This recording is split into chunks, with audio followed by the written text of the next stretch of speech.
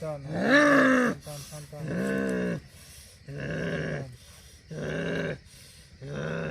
ভালো আছে?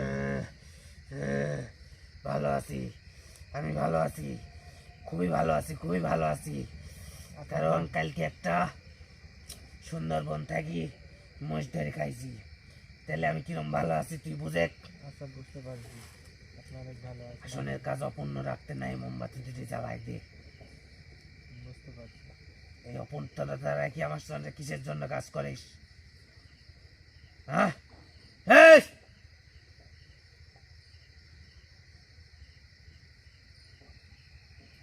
আসনের কোনো কাজ অপূর্ণ রাখতে হয় না।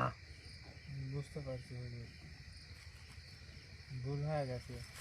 ভুল করিস কে?